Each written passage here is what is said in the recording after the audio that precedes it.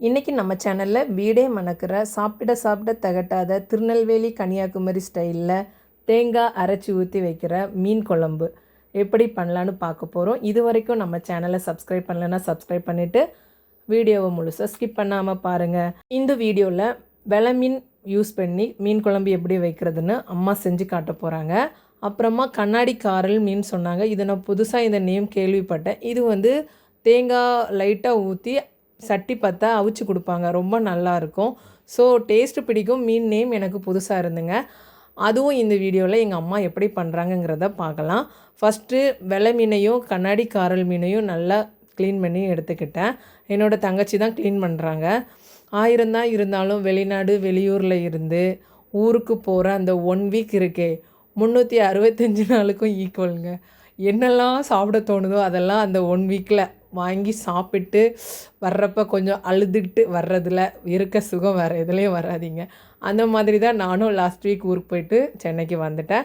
நம்ம அம்மா கை பக்குவத்தில் ஊர் ஸ்டைலில் வைக்கிற இந்த மீன் குழம்பு ஃபஸ்ட்டு நாள் சாப்பிட்றத விட அடுத்த நாள் வச்சு வச்சு சாப்பிடுவோம்ல, அந்த டேஸ்ட்டை அடிச்சிக்கவே முடியாதுங்க. 7 நாள் மீன் குழம்பு சாப்பிட்டாலும் திகட்டாத குழம்பு நம்ம ஏரியாவில் உள்ள நம்ம டேஸ்ட்டு தாங்க.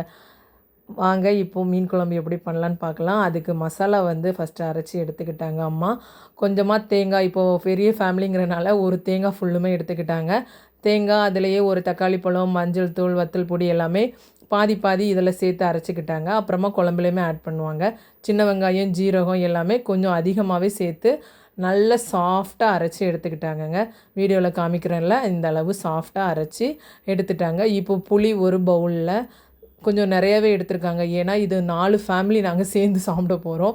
ஸோ எல்லாமே கொஞ்சம் அதிக குவான்டிட்டியிலே செஞ்சாங்க. அதுக்கப்புறமா பச்சை மிளகா, அது ஜஸ்ட்டு ஃப்ளேவருக்காக தான் 4-5 சேர்த்தா அந்த நம்ம சாப்பாடோட பச்சை மிளகா வச்சு சாப்பிட்றப்ப இன்னுமே நல்லாயிருக்கும். பழுத்த தக்காளி பெரிய சைஸாக இருந்தால் 1 போதுங்க. இது குட்டி குட்டி சைஸுங்கிறனால அம்மா 3 எடுத்திருக்காங்க. ஒரு மாங்காய், அதுவும் பக்கத்து வீட்டில் போய் திருடிட்டு வந்த மாங்காய். அவங்க இந்த வீடியோ பார்த்தாங்கன்னா என்னை தொலைச்சி விடுவாங்க. எனக்காக நான் கேட்டேங்கிறதுக்காக போய் ஸ்பாட்டில் பறிச்சுட்டு வந்தாங்க. இந்த ஒரு மாங்காய் சென்னையில் வாங்கினா நியர் 70-80 ரூபா கொடுக்கணுங்க. அதுக்கப்புறமா இப்போ வெலை மீன் குழம்புக்கு வெலை மீனை க்ளீன் பண்ணி எடுத்து வச்சுருக்கோம்ல, அதில் கொஞ்சமாக உப்பு, மஞ்சத்தூள், வத்தல் பொடி, மல்லி பவுடர், இது குழம்பு மசாலான்னு அம்மா சொல்லுவாங்க. ஜீரகம், வெந்தயம், நல்ல மிளகு எல்லாமே நல்லா காய வறுத்து திரித்து வச்சுருப்பாங்க. அந்த குழம்பு மிளகாத்தூள், அப்புறமா பச்சை மிளகாவை கீறி போட்டுட்டாங்க. இது வரைக்கும் நம்ம சேனலை சப்ஸ்கிரைப் பண்ணாமல் பார்த்துட்ருக்கீங்கன்னா சப்ஸ்கிரைப் பண்ணிவிட்டு உங்களோட குட்டி குட்டி லைக்கை தயவு செஞ்சு போடுங்க. இந்த மாதிரி அம்மா செஞ்சு கொடுக்குற மீன் குழம்பு, சிக்கன் குழம்பு இதெல்லாம் யாருக்கு ரொம்ப பிடிக்கும் அப்படின்னா தயவு செஞ்சு எனக்கு கமெண்டில் சொல்லிட்டு போங்க. எங்களை மாதிரி வெளியூரில் இருந்து ஃப்ரீக்வெண்ட்டாக சாப்பிட முடியாமல் வருஷத்தில் ஒரு டைம் மட்டும் போய் வீட்டில் சாப்பிட்டு வரவங்க இருந்தாலும் லைக் பண்ணுங்கள். இப்போ நம்ம அரைச்சி வச்சுருக்க அந்த தேங்காய் விழுது அதை இதில் ஆட் பண்ணியாச்சுங்க. ஆட் பண்ணிவிட்டு அந்த புளி தண்ணி இருக்குல்ல, நல்லா கரைச்சி தண்ணி, அதாவது ரொம்ப புளிப்பாலாம் இருக்காது, நிறைய ஊற்றுறாங்கன்னு பார்க்காதீங்க.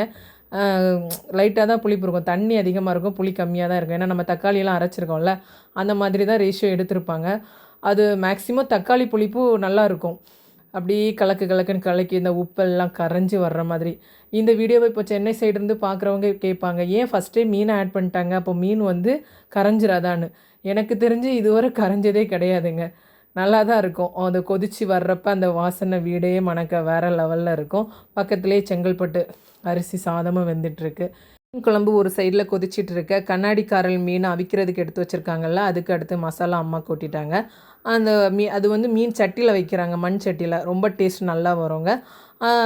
மசாலா எல்லாம் சேமு தான். உங்களுக்கு வத்தல் பொடி, மிளகுத்தூள் இதில் சேர்ப்பாங்க, காயெல்லாம் சேர்ப்பாங்க, முருங்கைக்காய் சேர்ப்பாங்க, மாங்காய் நிறையா போடுவாங்க அம்மா.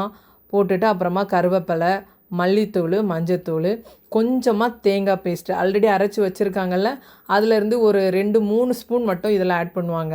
ஏன்னா வெறும் புளி தண்ணி மட்டும் நம்ம யூஸ் பண்ணோன்னா அந்த கிரேவினஸ் கிடைக்காது நம்ம பிசைஞ்சு சாப்பிட்றதுக்கு. ஸோ ஒரு 2-3 இதை ஆட் பண்ணிவிட்டு கொஞ்சம் புளி கரைசலும் ஆட் பண்ணிவிட்டு மாங்காய் கொட்டையோடு போட்டுருவாங்க. ஏன்னா எங்கள் அம்மாவுக்கு அந்த மாங்காய் கொட்டையை எடுத்து அந்த சப்பி சாப்பிட்றது ரொம்பவே பிடிக்கும். ஸோ மாங்காய் கொட்டையும் சேர்த்துருவாங்க. பச்சை மிளகா மெயினாக சேர்ப்பாங்க. பச்சை மிளகா, கருவேப்பிலை, தக்காளி இதெல்லாம் சேர்த்து நல்லா வற்ற விட்டுருவாங்கங்க. எவ்வளோக்கு நம்ம சிம்மில் வச்சு வற்ற விட்டு அதை அன்னைக்கு சாப்பிட்றத விட அடுத்த நாள் சாப்பிட்றப்ப ரொம்பவே நல்லாயிருக்கும். அந்த மாதிரி செஞ்சு கொடுத்தாங்கங்க. ரொம்பவே அருமையாக இருந்துச்சு.